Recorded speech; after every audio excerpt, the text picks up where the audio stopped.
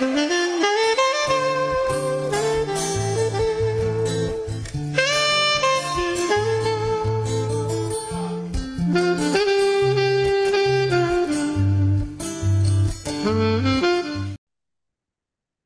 día de hoy vamos a aprender algo muy importante, más que aprender a recordar y a ver el cumplimiento de algo que dijo Yeshua. Yeshua, él anunció la segunda venida. Ya hemos enseñado sobre las Mazarot, las fechas, cómo fueron cambiados los calendarios. Tenemos prácticamente, en base a estudios, tenemos fecha, ¿no? Tenemos fecha de la gran tribulación por los shemitas, por los jubileos, por la historia, la arqueología. Todo eso ha marcado, nos ha preservado los tiempos, ¿no? La historia también, porque vemos un paralelismo perfecto. En la Biblia, todos los libros, a excepción del libro de Esther, por razones que ya hemos explicado, que fue puesto en el concilio de Yavne en el año 80 por los judíos, por el Sanedrín. Solo ese libro no tiene paralelismo con la historia.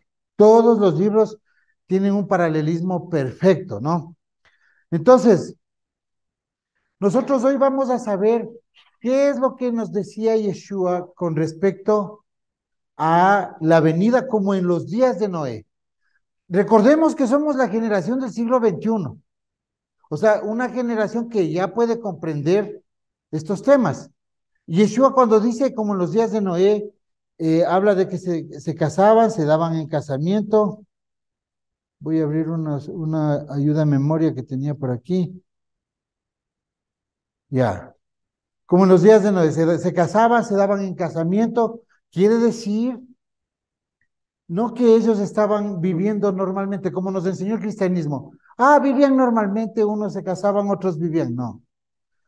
Dice que había una promiscuidad, no solo entre la gente, una promiscuidad sexual, una depravación, pero sobre todo habla de los días de Noé como una irrupción genética, un cambio sobre la especie humana.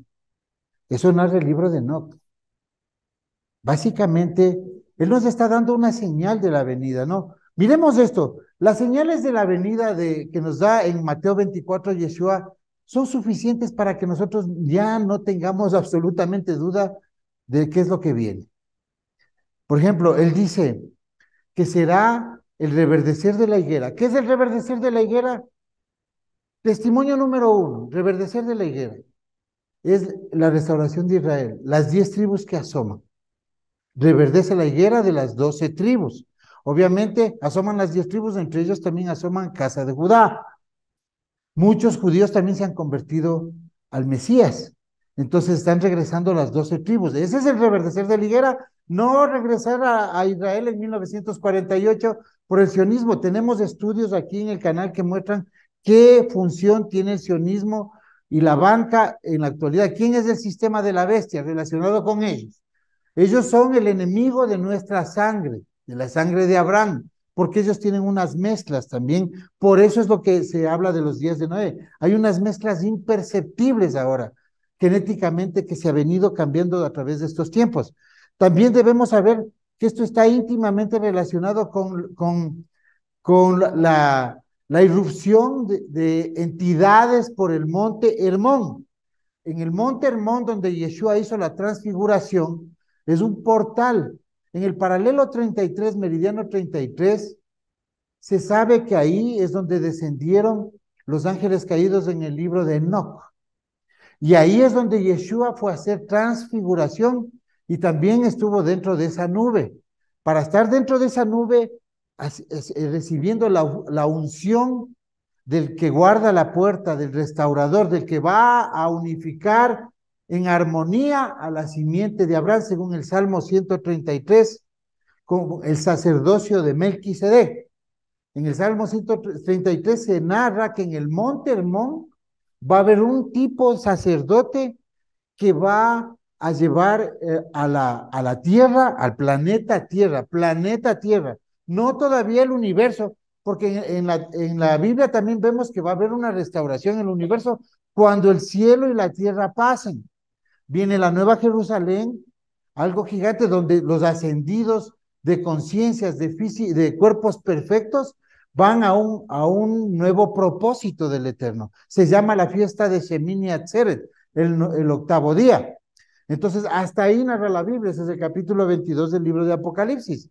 Entonces, cuando Yeshua está en el Monte Hermón, él está también haciendo algo figurativo. Es el guardián de la puerta. Acuérdense que él es el Cordero. En el desierto también se pintó el dintel de las puertas con la letra Tav, que es la puerta, ¿no? Todo eso. Ya, nosotros vamos a entender de otra manera esto. Yo les voy a mostrar el día de hoy un video que va a hablar por sí mismo. O sea, ¿qué es lo que estamos viviendo hoy como los días de Noé? Vamos a darnos cuenta claramente. Para esto, nosotros tenemos, si queremos más argumentos, revisemos el canal de YouTube. Tenemos enseñanzas sobre el diluvio que ustedes vieron, que está muy documentado, que apareció en el fondo del mar, del mar. En Paracas, ustedes van a ver que en el video también se narra todos estos cambios genéticos y experiencias modernas, experiencias actuales que ha hecho la NASA cuando envió una cápsula que salga del sistema solar con unas señales. Yo les voy a explicar eso después. Ustedes van a mirar, oye, en este video, estos eventos, ¿no? Y luego vamos a explicar uno por uno. Una de las palabras proféticas de Yeshua para expresar el carácter de la sociedad y el mundo que los hijos de Israel enfrentarían en los últimos tiempos fueron como en los días de Noé. Se cree religiosamente que la gente en los días de Noé eran personas egoístas, malas y glotonas, que amaban los placeres carnales más que una vida de devoción a Dios, y que a causa de esta corrupción, Dios tuvo que enviar un diluvio sobre el mundo entero. Un clásico cuento para niños. La realidad es que en los días de Noé eran días como hoy, días de avanzada tecnología para su época. Fue una revolución científica, si se puede llamar así, que muy poco cuentan los historiadores. Vemos cómo Mesopotamia de aquella época recibió el contacto de seres de las estrellas, 200 tripulantes de acuerdo al registro, de una nave que cae dentro de la descripción de intergaláctica. Seres que, por supuesto, fueron más evolucionados que los Homo sapiens terrestres. Y no estoy contando una historia de ciencia ficción. Para nosotros, los nazarenos de esta generación, hablar de esto no es extraño. Es más, es completamente bíblico, acorde a las historias de nuestro pueblo. Israel, una nación enteramente contactada en Sinaí, en Arabia, con una nave que lo seguía día y noche, y marcó su ruta durante 40 años. Moisés, su líder, entró en este vehículo varias veces y recibió instrucciones de realizar un santuario conforme al modelo que vio allí. Esa misma nave volvió a verse cuando se inauguró el templo del rey Salomón. Estuvo presente en la transportación de Yeshua y será visible nuevamente cuando se inaugure el reino de acuerdo a la profecía de Isaías 4. Vemos a seres que están en constante vigilancia en toda la historia del pueblo de Israel y estarán presentes para dar su cumplimiento al final de sus días. Por lo que no es de espantarse cuando hablamos de estos temas. Vemos como en aquella época, donde se dice que estos seres enseñaron metalurgia, se dio inicio en la historia universal como la era de los metales.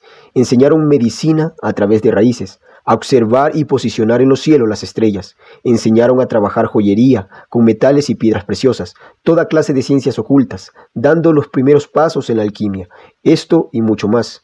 Todo a cambio de las mujeres, las cuales comenzaron a darles hijos.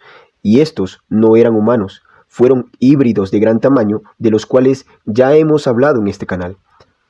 Aquellos, por su gran contextura física y su linaje foráneo, llegaron a alcanzar gran fama y fueron los gobernantes de aquella época, emitiendo leyes injustas, aumentando la depravación sexual a través de las prácticas idolátricas, dirigiéndolas a seres que a los ojos de los hombres eran dioses, pero solo son criaturas vagantes y cuyo interés son ellos mismos y no la justicia. Estos caídos o nefilim proliferaron su semilla de manera muy rápida y mermando así no solo los recursos de los hombres, sino poniendo en peligro a esta especie. De la misma manera en la que los Homo sapiens y los neandertales coexistieron juntos en una época remota, estos últimos se extinguieron, en parte por las guerras y otra por los cruces genéticos.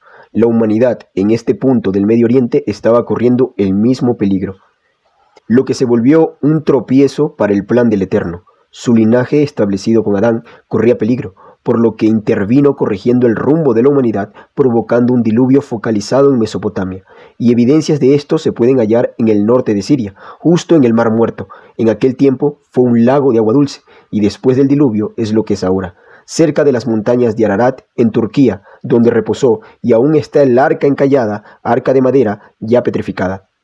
También en estos alrededores se encontraron restos de humanoides, cuyas cabezas eran similares a los cráneos de Paracas, sin evidencia de una sutura sagital, lo que señala que es completamente genético, e híbridos, pues, cuando se realizaron los análisis, estos cuerpos mostraron tener un ADN mitocondrial humano, es decir, del lado materno, pero el linaje paterno no coincidía con nuestra especie, una evidencia más de la mezcla genética que abundaba en aquellos días. Todo esto está registrado en los videos del canal. En nuestros días, vemos que, aunque las circunstancias son distintas, los puntos a tocar son los mismos. Ya contamos en nuestras manos con tecnología foránea. Tenemos a personalidades como Paul Heller, un ex ministro de Defensa de Canadá, hablando de las razas extraterrestres que han visitado la Tierra y cómo confronta a los jefes militares y mundiales a escuchar las advertencias de estos seres. También, cuando se envió al espacio el radiotelescopio de Arecibo el 16 de noviembre de 1974, se envió un mensaje con información de nosotros, sobre nuestra ubicación en el espacio y nuestra composición química, matemáticamente elegante e inteligente en código binario, pero sencillo para descifrar a cualquier civilización con la tecnología suficiente para recibirlo. La respuesta llegó 26 años después, en unos campos de trigo en el Reino Unido, cerca del radiotelescopio de Chilbolton en Hampshire, haciendo uso del mismo código descifrado para devolver el mensaje. Estas razas hoy en día buscan lo mismo que en aquellos años: reproducción. De acuerdo con los informes que los abducidos han reportado al encontrarse bajo hipnosis, declaran que ellos han perdido la capacidad de reproducción y tienen que tomar asistencia de las hembras de nuestra especie y así, en forma de bebés in vitro, poder perpetuar la suya. Sí es cierto que no vemos hoy gigantes en medio de nosotros, pero las prácticas parecen apuntar a lo mismo, con ligeros cambios, pero muy pronto, al igual que en esos años, los veremos descender y presentarse sin más misterios. Pero aún faltan unos pocos años para ello. Hasta ahora se mantienen ocultos, pero sus actos no cesan y su influencia sobre el mundo se nota. El día de hoy existe un linaje que es cuidado y forma parte de las más altas esferas del poder. Vemos como hace unos años sacaron a la luz los lazos genéticos que han tenido casi el 96% de los presidentes de Estados Unidos, y cómo estos a su vez tienen una relación sanguínea con la familia relacionada con la corona británica. Miramos a los Rothschild, Rockefeller, Windsor, todos ellos cuidan una dinastía y participan de un culto a entidades. El falso Mesías saldrá de entre estos.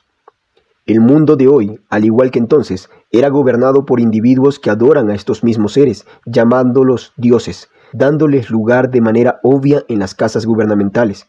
Se ha legislado de tal forma que la depravación idolátrica y sexual es programada desde la infancia de nuestros niños, afectando a toda una cultura. El mismo camino que en los días de Noé, hoy se está trazando.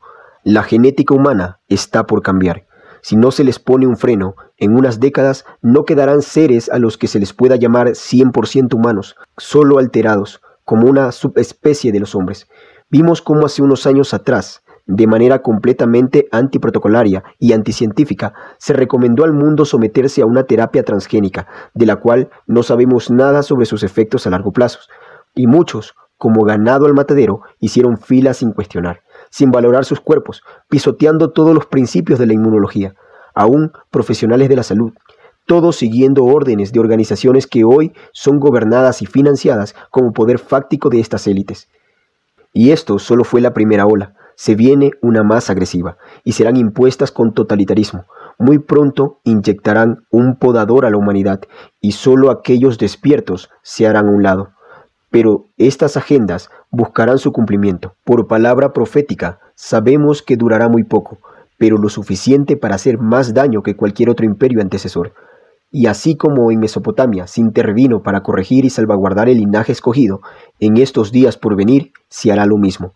Veremos a nuestro soberano descender, al igual que ellos, pero con un increíble poder militar para darle fin al cántico de Moisés y recuperar la tierra de su linaje, y reorganizar las leyes del mundo, detener los cambios genéticos que podrían extinguirnos como especie para dar lugar a una transhumana o algo no natural.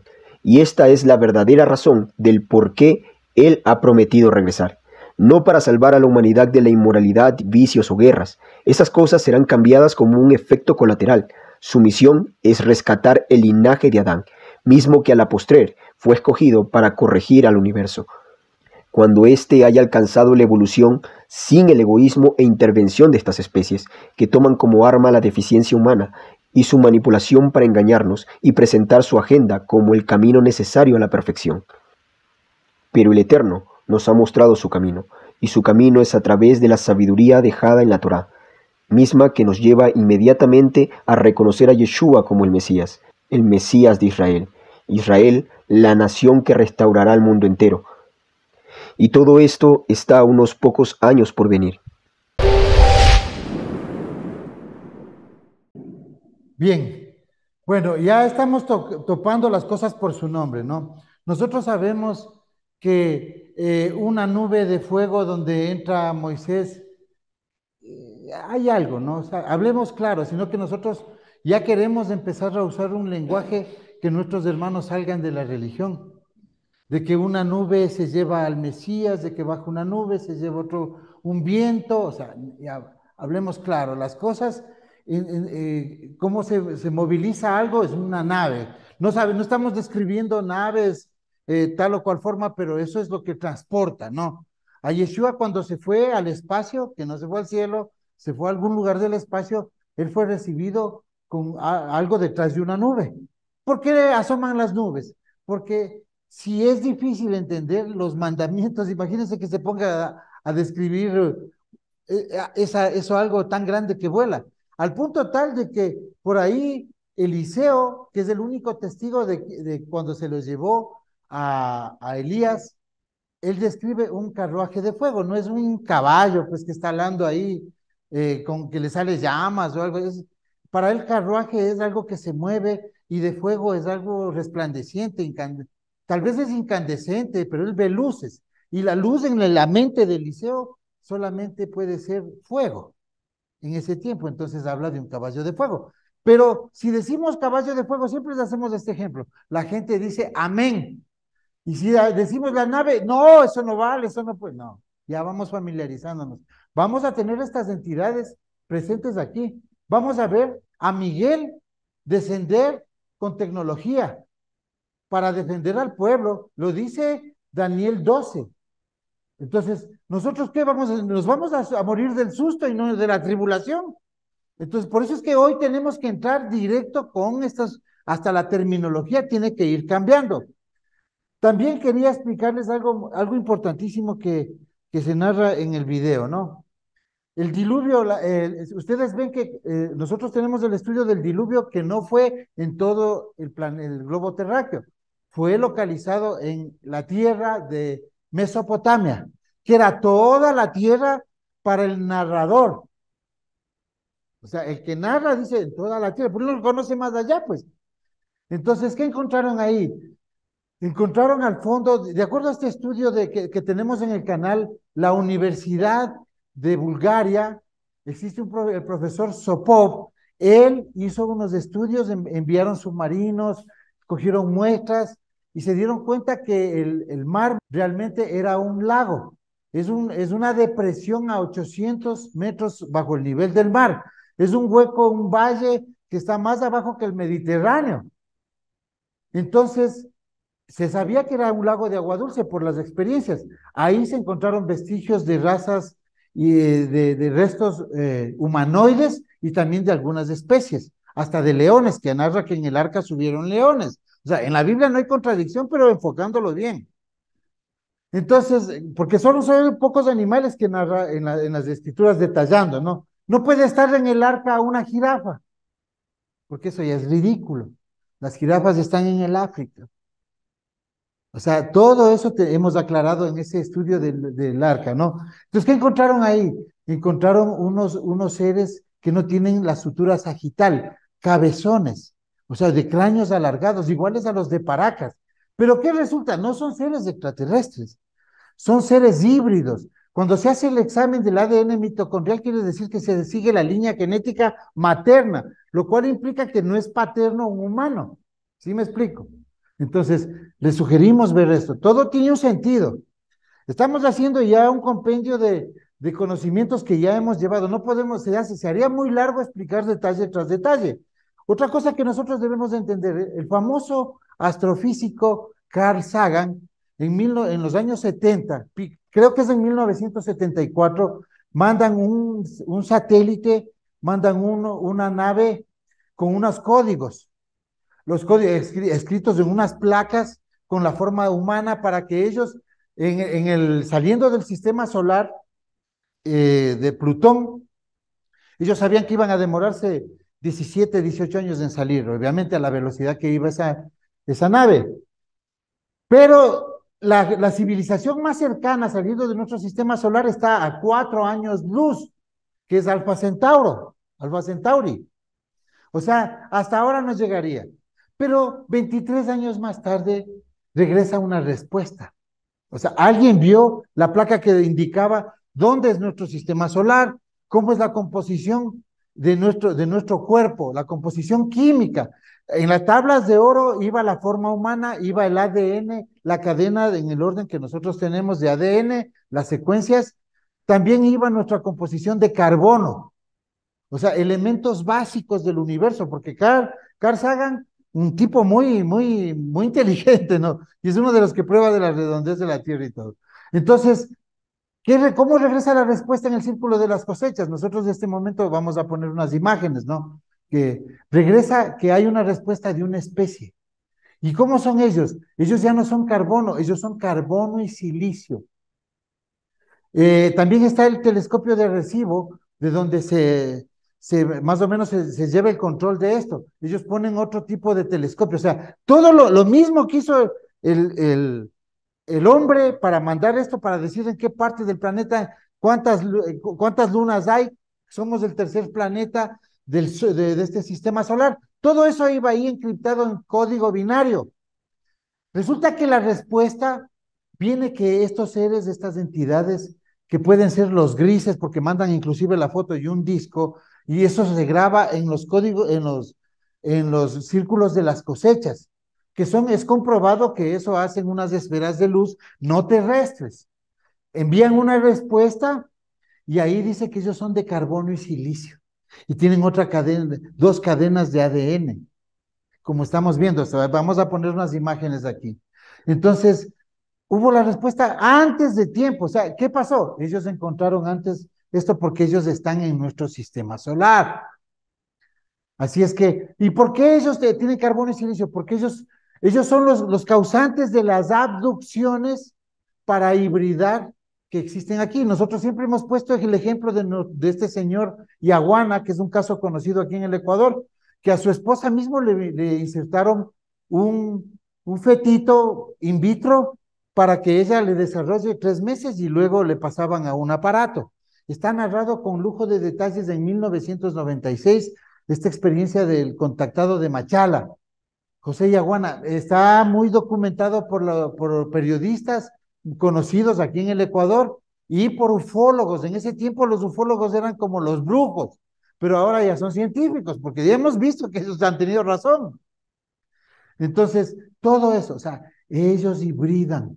No es la primera vez, sino que pasa algo muy importante, como lo dice Paul Heyler, ¿no?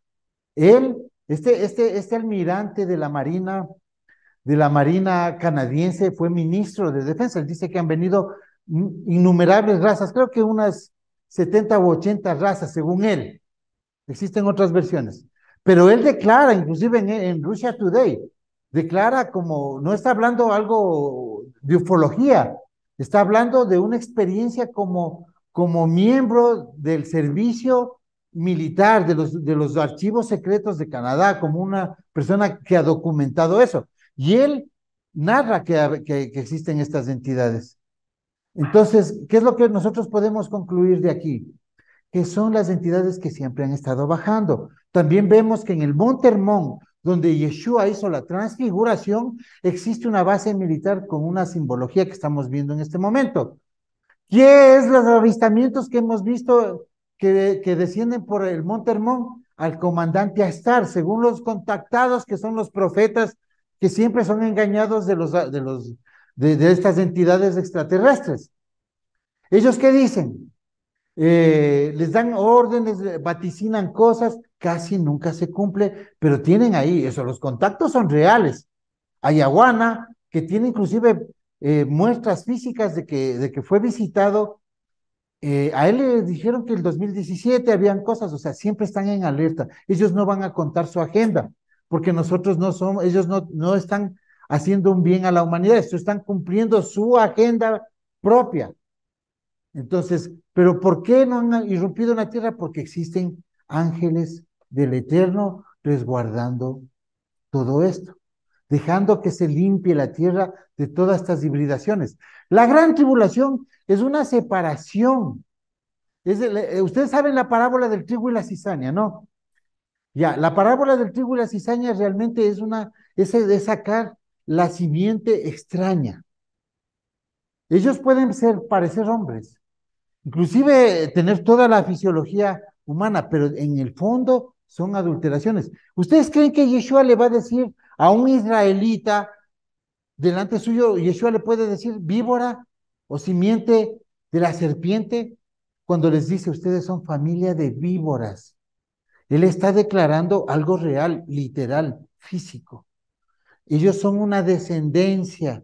Él nunca hubiese maldecido. Existe una prohibición, y cuanto menos para el Mashiach, de maldecir al pueblo. Maldito el que te maldice.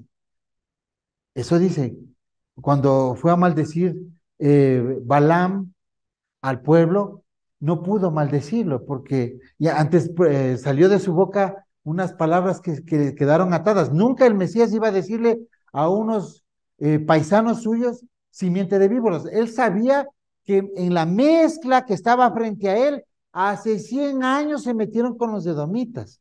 Y los edomitas se metieron con los cananeos. Y los cananeos ya venían mezclados. Por eso es que la prohibición de la Torá es no tomar mujer cananea. Pero ¿cómo fue la mezcla? Cuando Juan Hircano en el año 104 antes de Yeshua se mezcló, o sea, tomó Idumea en el monte Seir. Y ahí ellos, 50 años más tarde, ya se vieron guardando la Torá porque era la norma oficial del estado de Judea. Pero resulta que ellos ya pierden, ya empiezan a guardar, inclusive hay alguien que está con Yeshua que se llama Yehuda Iscariot, es un varón del pueblo de Keriot en Idumea. No es el apellido Iscariote, es un varón de Keriot, un pueblo de Idumea. O sea, Judas Iscariote es el que tenía que perderse, como dijo Yeshua. Son vasos de deshonra. O sea, nosotros, ¿qué estamos viendo hoy? ¿Por qué estamos como en los días de Noé? Porque todo esto ha vuelto y hoy es evidente, porque tenemos esto y tenemos la profecía de los días de Noé, tenemos el reverdecer de la higuera, tenemos guerras, terremotos, rumores de guerras, pestes, y todo está como una premisa del evento final, no es como eventos aislados a través de los tiempos. Está diciendo que cuando venga Él, todo eso va a estar como en los días de Noé, agenda LGBT, rompimiento de la sociedad, que se dan promiscuidad y también irrupción genética, porque estamos a punto de extraviarnos como raza humana. Estamos a punto, porque todo eso se está inclusive manipulando el ADN a través de lo que ustedes ya saben. Ya no es oculto tampoco para nuestros amigos de YouTube, nuestros hermanos, de qué estoy hablando, porque estamos en el filo de la navaja para que nos van a bajar los videos. Entonces, todo eso, esto es parte de esa agenda. Nunca antes existió todo junto. Nunca usted hace 100 años o 50 años o 40 años o cuando yo me acuerdo hasta el 95, 96 que empiezan a aparecer los celulares, jamás tenían información ustedes de guerras en Japón, de rumores de guerras en el Medio Oriente, de pestes, todo en una sola información. Y tampoco jamás se tenía conocimiento de esto. Si hablar del fenómeno ovni hace 20 años era difícil, porque ¿qué le dice un cristiano? Que ve un ovni y dice, el diablo, ¿no es cierto?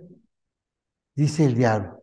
Entonces nosotros tenemos que tomar en cuenta que esto de aquí es como los días de Noé, o sea, todo se ha juntado. Ya tenemos todos los elementos para, para juzgar este tiempo. No existe otro momento más. Les voy a explicar de otra manera. Si este momento no es ahora, en 10 años ya no va a haber momento, porque ustedes van a ser absorbidos por toda esa tecnología. Nuestros cuerpos van a ser modificados. ¿O acaso Tesla no tiene listo un chip que se conecta en el cerebro a Internet directamente? Eso se miraría como bueno, pero resulta que eso es lo más contrario a la Torá, porque la Torá, uno toma el pacto, el convenio, por voluntad propia, ¿no es cierto?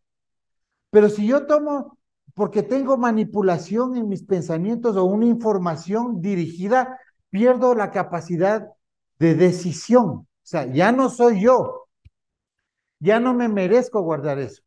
Entonces, yo no me he ganado ese privilegio de ser yo el que tomo el convenio.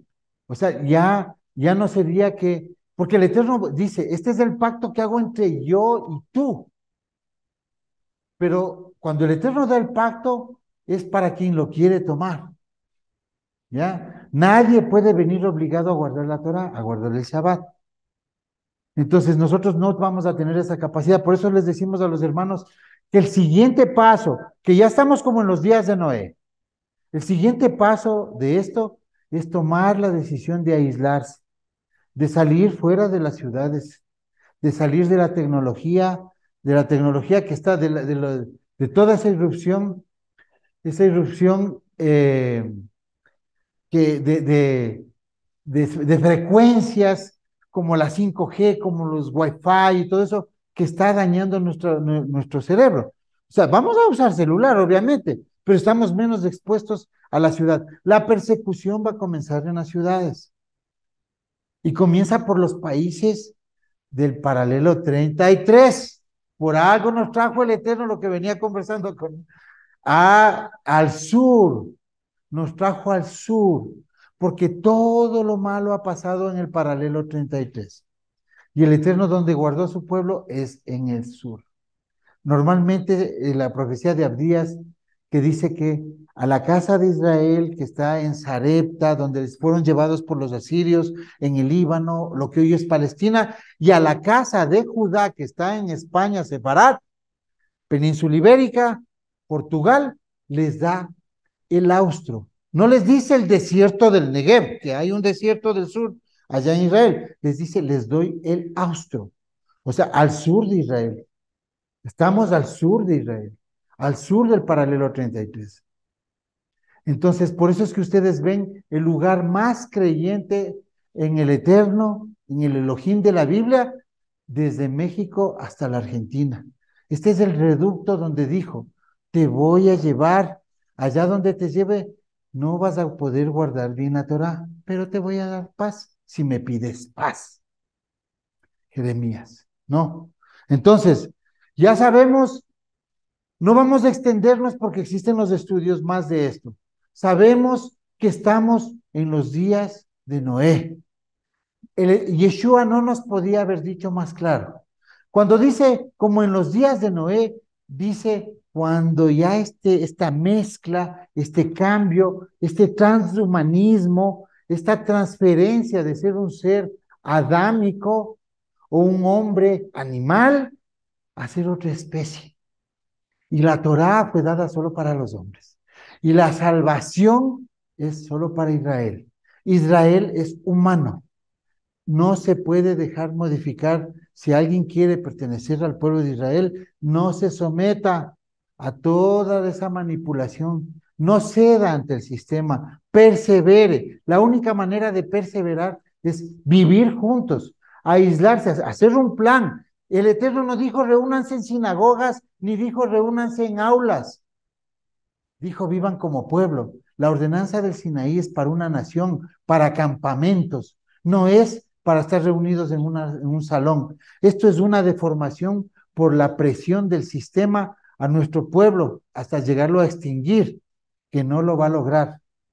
Entonces, eso es lo que yo les traía para el día de hoy. Saludos, hermanos.